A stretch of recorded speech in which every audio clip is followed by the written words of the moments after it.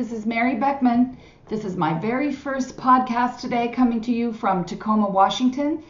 This will be between a 30 and a 60-minute podcast that you can rely on to come to you around breakfast time on Sunday morning. So I hope that you can look forward to it and tune in every Sunday morning to witness some lovely guests from all over the area here in the Pacific Northwest, around the country and around the world. My very first guest is here today from Glastonbury, from Somerset, UK. Her name is Jen McCarty. She is the founder of The Event Is Happening on Facebook, and she has lots to tell us today about The Event Is Happening and then about One Member at a Time charity that she has developed. So I know you will want to wait and listen into what she has to say. Just want to tell you a little bit about some upcoming shows that we have for you. And so I'll just be reading here. I want to say before I tell you who's coming on that I am a psychic medium from right here in Tacoma. And my guides are who I call the 6-point star. They are Apollo, Ra, Inti Rame, Mr. Tesla, Nione, Archangel Metatron. That's my 6-point star, and there are other 6-point stars, but they are the ones that I work with directly. They are here today, and I thank them so much. I work with Jesus and Mary for Christ consciousness, and so I hope that you will learn that we'll have healings, readings, and interesting people. I'm so excited to have everybody here today. This really means an awful lot to me. Thank you for anybody who used to tune in for my radio show on KKNW, and you know I thank those guys. They were really good to me. So coming up next week will be Kelly Kelleher, who is a medium, a local person. She has haunted healings, and she'll have a lot to talk about crossing souls. We will have Ted Marr on coming up. He's a psychic medium and radio show host. He will be talking about his Galactic Wisdom Conference and also his career. He's a really interesting person, so please tune in for both those folks. Also, Michiko Hayashi from the Emoto Peace Project will be here from Tokyo, Japan. She will be talking about the project and also the Hado treatment that she does. We will be having Raven Many Voices on coming up, and she is a medium and channel. She's a local. She'll be talking about her channeling. She's a very interesting person, and you can really see folks come through her. Her voice changes, her face changes. It's really extraordinary, so please tune in for Raven. We'll also be traveling to the Reiki Ranch up near Chehalis to speak with Taylor Vance. She is a person who has pioneered fire Reiki. It's much different. Very interesting person. We'll also be speaking with her husband Roy and looking at the awesome Reiki Ranch. So not sure exactly when everybody's coming on. I kind of just put everybody in kind of a conglomerate here. We'll also have Pam Drennan. She is a psychic medium and does a very specific way of healing that is so very interesting. So she's a lovely person, also in radio. Also, we'll be speaking with Marty Melville. She is a psychic medium and author, and she will be talking about remote viewing and crystal gazing. So that will be very, very interesting. So we will be on in 1 second with Jen McCarty. Hi, everybody. Yay, it's the very first podcast of Metaphysical Meltdown, and I am so happy to welcome Jen McCarty from the UK. She is from Somerset, England, and she is the founder of The Event Is Happening, and she is here today to tell us about this awesome Facebook page that she has created and about her charity today. Jen, I'm so happy to see you. Thank you so much. Thank you, Mary. It's my honour to be here with you and to connect with potentially lots and lots of new listeners. Well, I've been watching you since I guess it would be late spring last year. So I've done a lot of your transmission. Yeah. Yes. And so people, I think, don't know about that. People on my side might not know exactly what The Event Is Happening is. So if you could just explain how you thought to develop this page and what you have going on there. Okay, so I never really thought that there was going to be like a solar flash event. It just didn't really occur in my consciousness that was going to happen. but it was about not November 2017. I was just going out for a walk as I normally do. And then suddenly, like, my guides, they came in and they shouted, and they never ever shouted anything to me. They normally kind of silently whisper and nudge, but they literally screamed at the top of their lungs. They said, there's going to be an event. Loads and loads of light is about to come to the earth. There's going to be a massive flash, and everybody on the earth who is sleeping is going to wake up spiritually. They showed me the wave. They showed me the wave, how it comes, that it's a magenta wave that comes. And then they showed me the timeline of all these 3D people, 3D consciousness people just waking up, just so many people waking up. And they said to me, this is happening very, very soon. You need to know about this. You need to let people know about this. But the reason why we're telling you this is because as soon as the masses awaken, the main thing that they're going to need is music, is spiritual music. And my guides said to me, you have to now be focused on music, of getting this really, really deep, sacred medicine music vibration out into the collective.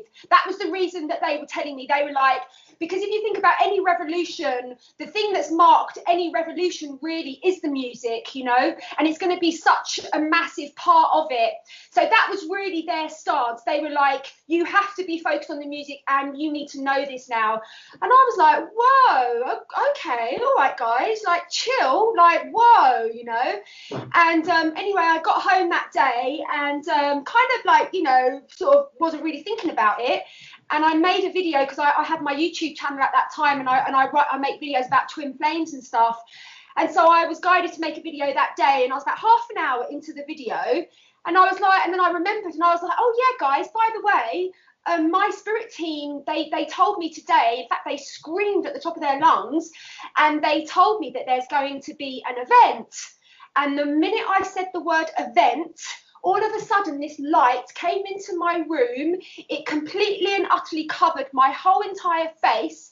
And this light, and this is actually on a YouTube video, but this light started communicating to me. And then all of these flashes, like white flashes, started flashing all over my ceiling.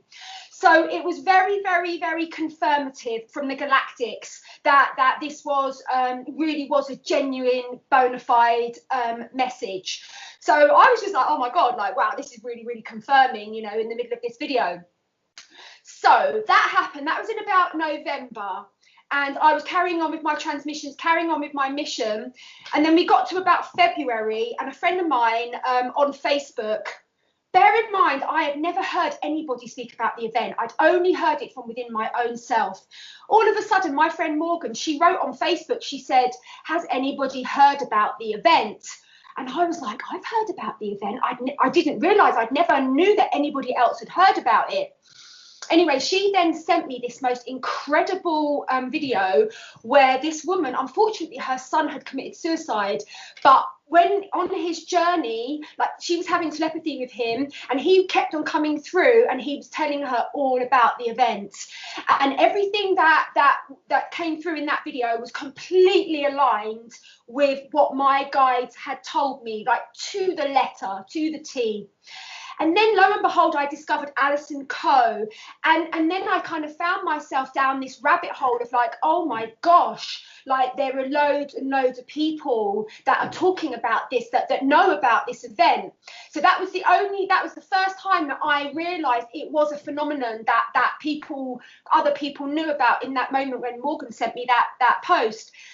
So I was like, it was like really, really strong for me that I had to do something. Like, I got the urge straight away. Like, after that Morgan post, I was like, I have to create a forum. I don't know whether I'm going to create a page or create a group. But then it became very, very, very clear that Spirit wanted me to create a group. So it wasn't really like planned necessarily or premeditated. I was just I kind of just, it was brewing. That's what, like, this idea of me creating a group was brewing, definitely. And then lo and behold, it was March the 8th, International Women's Day last year, and I was just sitting by my computer, and I swear I felt this force just came through me, and before I knew it, I hit create, and I knew it was going to be called the event, and I was not going to call it the event is happening soon. So it was very clear to me that I had to keep it in the present moment, within the 0 point consciousness, and to say that the event is happening. So I just thought I'd create a group called the event is happening, and I just created it. Now, bearing in mind, at this point, I'd already been on my transmission journey. So I had a core group of about 200 women that were signing up to every single transmission that I had ever done. So when I created the group, I brought all of those women. I mean, and this is high queen, high priestess consciousness that lays at the absolute foundation of this group. This is a very, very, very deep, high level space that was created from that initial foundation of that group. And then lo and behold, it was just like, it literally took off. I swear to God, on day one, I think we got like 1,000 people. And then within the first week we had 10,000 people. Within the second week we had we're getting 10,000 people per month. So by the first week we had, it was just growing exponentially, and it hasn't ever slowed down, and it hasn't ever stopped. So that's how I created the group. But I sort of had a lot of experience running groups, and I'm a little bit unusual in the way that I am, that I'm very, very, very clear with my boundaries, and I always have been. So from the beginning of the group, I created very, very, very strict boundaries that if anybody speaks in a disrespectful way or a belittling way to any other member of the group, they will be blocked.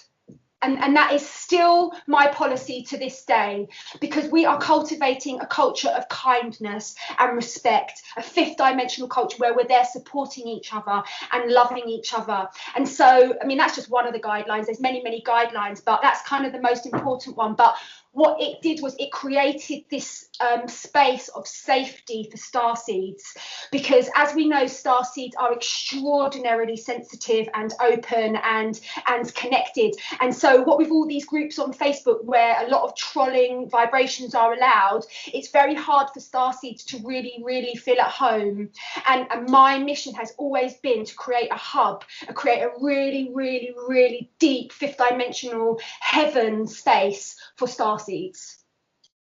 I can feel that. You don't know how many people I've told about the event is happening. I talk about you and that page all the time. I don't even know how I found you. I couldn't even tell you how it happened. And I'm just so thankful. And every time I pay my donation and I get on for one of those transmissions, I think about it days before.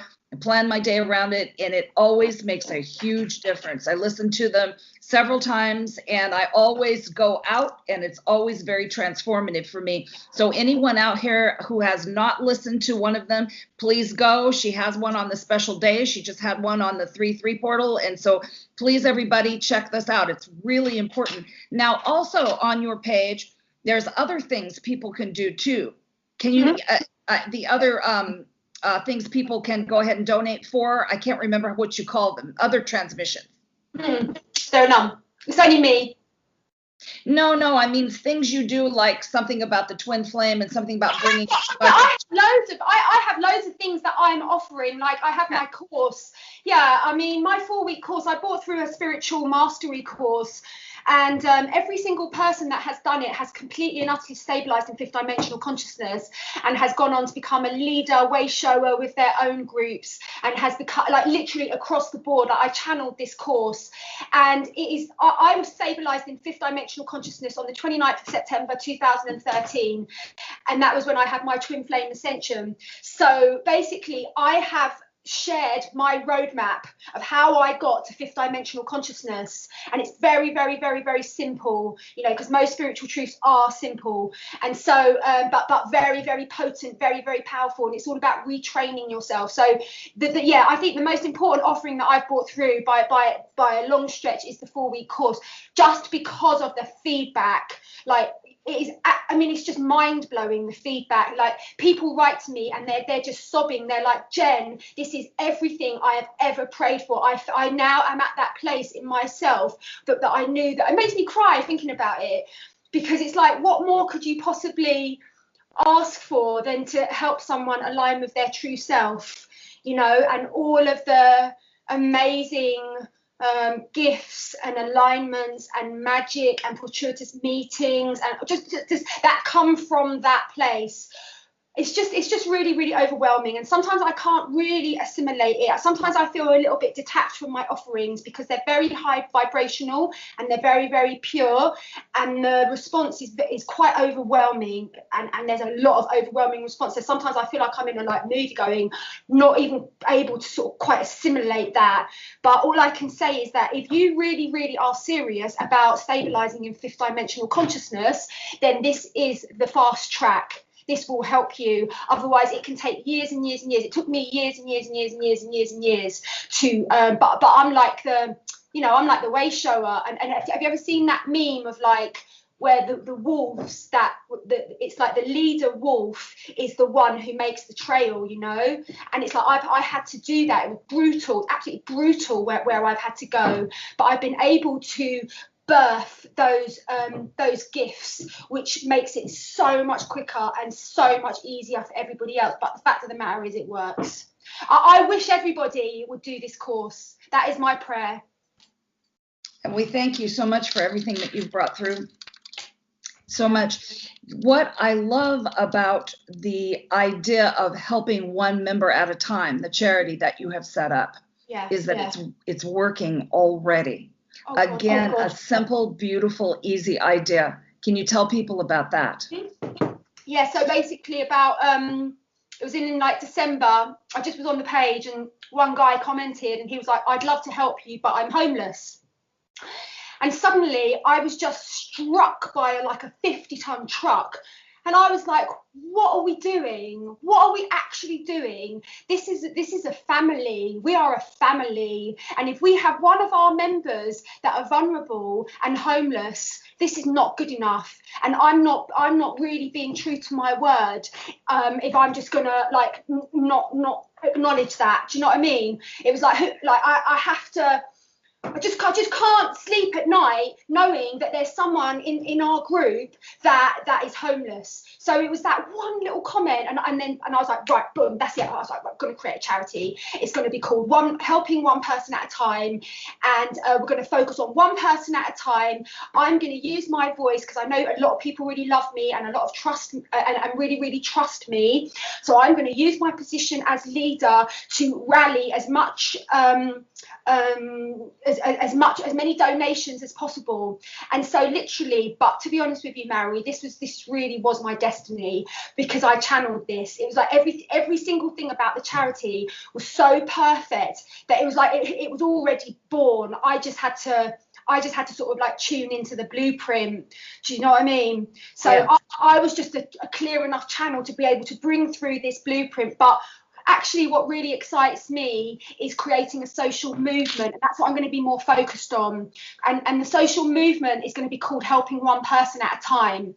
And I just want to inspire people to, like, if they come across like a homeless person or a person in a really, really, really difficult situation, to use the power of social media to harness support for that person.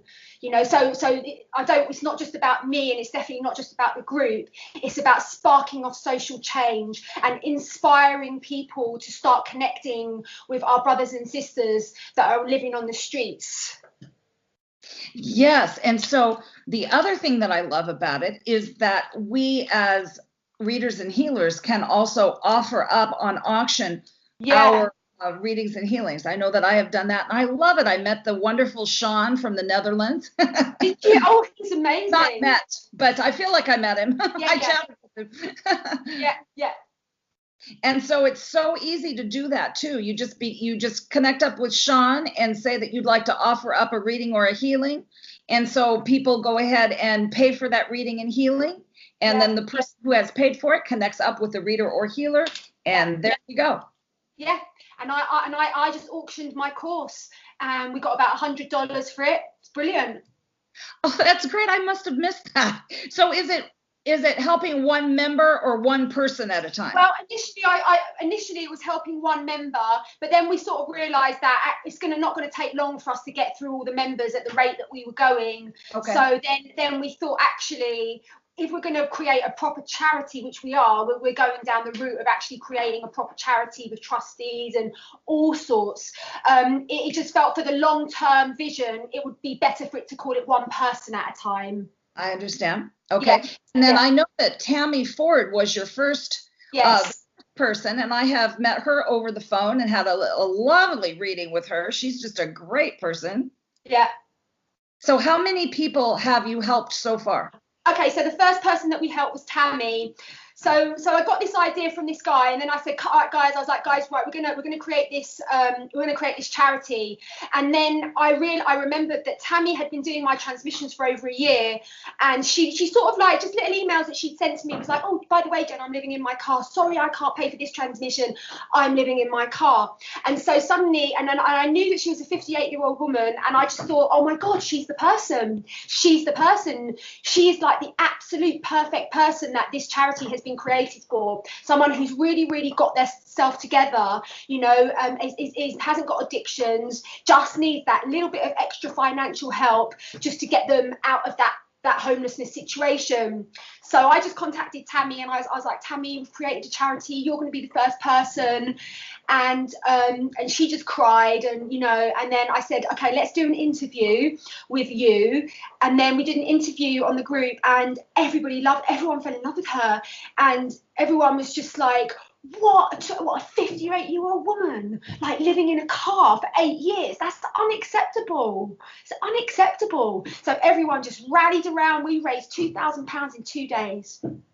Oh my gosh, that is so great. I know. She's strong and beautiful, and what a great tarot reader she is. Oh my gosh. She's brilliant. So then the second person, sorry. I was going to say, so then the second person that I was contacted by was Kendra, and she said to me, she's like, Jen, I'm not homeless, but I'm living in a box room sharing a single bed with my daughter, and my parents are really, really extremely abusive to me, and this is a really, really bad environment, like please, can I be considered for the fund? And so at that point, I was contacted by quite a few members, because suddenly lots of people were applying, but none of them were really homeless. That was the thing. So we quickly realised there wasn't actually that many homeless members in our group, and so but then a few people contacted me. So I went to the subgroup, because I've created a subgroup called Helping One Member at a Time, where all the people that receive the financial help, they then get placed into the subgroup where they receive practical help, friendship, emotional support, help with filling out forms, practical help, whatever help that they need. There's like a whole group of like 200 people that are there purely to support each person that receives the gift. So I wrote in the group, I was like, guys, I've been contacted by X amount of people, and we took a vote, and we were like, okay, we're going to go with Kendra, because it felt like it was two of them. It was her and her daughter. Like, it just felt like really clear that it was Kendra. So I just interviewed her, and again we raised the money. We raised £2,000 within 2 days. That's what I missed. Is that I remember seeing something that said if you wanted to be part of the group to assist folks. Yes. So it's on Helping One Person at a Time now on Facebook. That's how you find out if you have folks in your area that you could help, because I live in Tacoma. And I know that there's many people around in the groups that I go to would probably like to assist, like maybe get a group together in Tacoma where we could all get together and maybe raise energy or come together to help folks. I know. So that's where I'm going to go with my little message that says, hey, if anybody in Tacoma wants to do that, I'd like to attend that. Are you not in the subgroup then, Mary? Okay.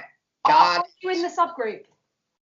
I think so, yes. Okay, great. Great. Like, and also, like, my sort of stance as a leader, like, I've got absolutely no interest in creating followers. My only thing that I'm inspired is creating leaders, and or to inspire, not creating leaders, inspiring people to step up as leaders. So I really, really massively support that. You stepping up and saying, yep, Jen, I'll take that on. Absolutely, you have my 100% support with that. That would be great, as long as I get my nap every day. Okay, that is so incredible. And I just want to say off the top of my head, I really appreciate in the event is happening what high level energy comes through there. I've met some people such as Paula, Daryl, I can't remember all the other people I've met and I haven't really met them, but I feel like I have because I chat with them every once in a while. And I love these people. They have the same heart as you do, the same healer heart. Yeah. And I hope that I can be a teeny bit of that. And I think there's a ton of people out here in the world that really want to help people but don't know how. And oh my gosh, if you can't figure it out, get on the event is happening, because if we just listen to what people have to say about what's coming through. And in fact, today Allison Coe had an awesome transmission about what inner earth looks like, and the blue light inner earth. Oh, that made me so happy. Oh, it gets me so excited talking about inner earth. We do a lot of work with Agatha in the transmissions. Yes, I'm hoping to go to Shasta this year. Oh, yeah. Ted Marr takes a group of people there to meet the Telosians, and I'd love to meet the Telosians. I work with the star people all the time, and I found out that my paternal ancestors are the Celtic giants and the Druids. So now I get to go and meet. Oh, I've actually met them now that I was turned on to that. So that makes me really happy. The star people are lovely, and I was able to see an awful lot of them when I went to James Gilliland's ranch, the Isetti Ranch, and we're going to go in a couple months, and even my husband's going to go. Yay! Is there anything that you would like to say or tell anybody about what you've got going on now? Anything on your mind? Okay, so what I've been really experiencing since January is that there's been a major collapse of timelines pertaining to the divine feminine and her hooks into needing approval and around stuff like that. So what I've been observing is that it's like the final clearing actually for a particular wave of divine feminines, and I definitely am on this wave. But what I've realized is that I've released myself from hooks and timelines that I wasn't even conscious that I was attached to, and they were pertaining to false ideas that I needed to be with my divine masculine in order to be on my mission. So I was like, oh my God, I have to be with my divine masculine in order to really be on my mission. And so because with that thought was actually keeping me in a fear vibration. Do you know what I mean? Do you understand that? How that would keep me in a fear vibration and an attachment. So I wasn't free. And, so suddenly I was like, so I created this charity, and I found myself in the middle of Dublin, like last week. And I went and found this, young girl on the street, and we decided to help her. And I was just suddenly like, what? Like, oh my God, like I'm on my mission. Holy Jesus, like that is such an illusion. Like I do not need to be with because the only thing that drives me, Mary, is mission. That's the only thing that drives me is mission. And so suddenly having that realization that I'm on it, I was like, I don't need him. Oh my God. And I didn't even realize that I had all those sort of like hooks and attachment, and suddenly they just cut, and I just ascended to a whole new level of wildness that I have never ever been in this place before. And so what I'm noticing is that this is going on collectively within the awakened feminine consciousness. There has been an absolutely almighty awakening to the realization that we're good. We don't actually need the divine masculine. Like if the divine masculine wants to stay tethered to the third dimension and attached to being asleep, so be it. Like whatever, do you know what I mean? It's like we're still going to show up with our most extraordinary potency, like regardless of whether the divine masculine is by our side or not. So this is what I've been really observing, and from that, all of these revelations, what is the key word for 2019 for me is boundaries. Because what I realized before I had this revelation and I was still attached to this idea that I needed to be with my divine masculine, this put me into a frequency of being willing to accept crumbs from him. Like, because I'll take anything, a smile, a text, a crumb, you know? So there's no boundaries there. The divine feminine didn't have any boundaries. Do you know what I'm saying? She had no boundaries. She's like, oh, just come. I'll say yes. I'll change my plans. I'll go on my head for 25 years if that's what you need me to do. She had no boundaries. Okay.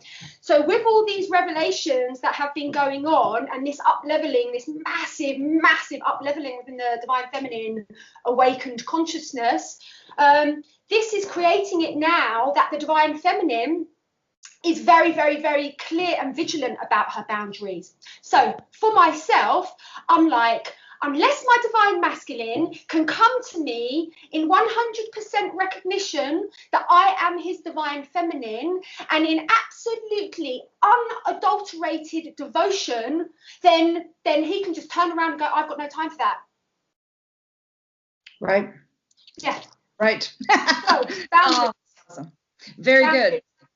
I had to create many boundaries in the last few years, and it actually feels good. It feels freeing. It feels beautiful. And I thank you so much. I just one thing about that, Mary, is that what I realized is that when you do set your boundary, it's like that you're actually then communicating to the universe, this is what I'm calling in now. Whereas before, my divine union, it wanted to come in. There was a frequency stream there it wanted to come in on, but my vibration was not matching that. Because it wanted to come in on the vibration of devotion. But I was like, oh, I'll accept a crumb. You don't need to be devoted. Do you know what I mean? And so now that my divine masculine couldn't come because I wasn't matching that energy of that union. So now I think when we set boundaries, then the universe just configures itself. You know, and it's like, oh wow, she's a divine feminine. She's awakened. This is what she needs. This is what we're going to give her. And I've noticed that since I've had this revelation, oh my God, I've got men like dropping at my feet. That it's like all they want is the divine feminine to be in her power. That's what the masculine really, really, really wants. Yes, they want to be happy too. Yeah. And they want to be in the presence of a liberated and free woman. Yes, absolutely. You know, I thought the vibration, the energy, the color, the changes that are coming in on the planet couldn't get higher. I knew it could, but I thought, oh my goodness, at the solstice, I couldn't believe the energy. And then March 3rd blew me away. Yeah, March, game changer. All the things people were saying about the light coming into the planet and the beautiful things we could see on Earth are happening. Yeah. God. Oh my gosh. And I know people were thinking, is Mary ever going to be quiet about the energy? No, I'm not, because my gosh, just feel it. It's so good. Absolutely. God, yeah. It is so good. Well, if you feel like you need to say anything else, go right ahead. But all of my agenda was certainly matched today by what you brought through. And I just thank you so very much for being here.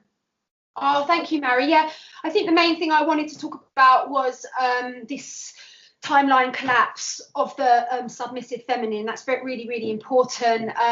Also remind everyone the importance of setting boundaries, that actually if you really, really want to fast track manifestation, set clear boundaries. And just to let everyone know that I will be facilitating my next transmission on equinox, which I believe is going to be the 22nd of March, but I will confirm that. And it will probably be around 11 a.m. Pacific time. I haven't as yet received the full intel about this transmission. It's coming, but I will be releasing information about that on Monday when I write my energy report. So stay tuned. It's going to be really, like, the transmissions are increasing in intensity exponentially with every single one that we do. They keep getting more and more potent. So please don't be surprised about that. No kidding. So you're saying on the equinox the 21st, right? I've got to find out the exact time of equinox, yeah, and then I will confirm. So it's going to be in that equinox window. I really I'm hoping it's going to be on the 22nd because I really like that number 22. It's a really powerful number. So yeah, but it will be confirmed. But I don't think there's anything else. I'd love to let people know that I'm facilitating a retreat in Avalon at the Shekinah Ashram. That's going to be the 24th, 25th, 26th of May. We're going to be really, really focused on healing that core wound of belonging to the tribe, belonging to the Earth family. And so we all come together and we sing our soul song to each other. We do a lot of work with all the sacred sites in Avalon, and actually I'm going to be sharing yoga and kirtan. I play a lot of kirtan. It's going to be a really amazing retreat in an amazing environment. Like the Shekinah Ashram is such a sacred held space in Glastonbury, and it's really amazing that we got that space because it's normally booked out from like years in advance. So just to let people know about that. And if you want any information, my website is www.matahariji.com, which is spelled MATAHARIJI.com. Thank you so much. And I just met somebody the other day here in Tacoma from near you, where you live. Yeah. And so now I have several friends by you. So you never know, I might come and hug you someday. And you have an open invitation if you're ever over here near the Seattle, Washington area, that there'd be lots of people who'd love to host you. And I thank you for all your time today. I honor you and thank you. Thank you, sister. Thank you, Mary. You're a really beautiful lady, beautiful goddess. And I'm so honored to meet you, sister. I really am. Thank you. Thank you for your time. Bye. Lots of love. Bye. Love to you. And to wrap up today, this is our first Rock and Roll Farm Report. This will be a little thing we'll do at the end of each podcast. And I'd just like to tell you that this coming Saturday, we will be at the Tacoma Psychic and Craft Fair. That's here in Tacoma from 10 to 5. This is Winnie's event, so please stop by. It's really fun. The weekend after that will be the 23rd, and we will be having the Emerald Spiral Psychic Fair in Kent at the Kent Commons. This is the big one where there's over 80 vendors, psychics, mediums, books, rocks, always good, all kinds of cool stuff. And then also that night, I am so excited because George Norrie is coming to town. Oh my goodness, biggest rock star ever. And Deb and I get to go, and that is at the Everett Theater, Everett, Washington. Cannot wait. On the 24th, the next day, Intuitive Mind, which is Nancy Rebecca's place in University Place, will be having their spring event from 3 to 5:30. This is a channeled meditation type event. I went in December, and it was just marvelous. So please come if you can. That's in UP near Tacoma. On the 29th, there will be the Oregon Ghost Conference in Seaside. So please come if you can. That's pretty exciting. And I want to say happy birthday to all those Pisces folks out there. Happy 6th to our very own Charlotte. Happy 6th birthday to Charlotte. Really happy to say that. Happy birthday to my friend Eileen and Margaret and Camille. So if you have anything for the Rock and Roll Farm Report, you sort of see how it goes. It's local events, birthdays, anniversaries, anything you want to say to people. I'll always do this little tiny event because it's important to me. So thank you guys so very much for tuning in today on our very first podcast. I will see you next week.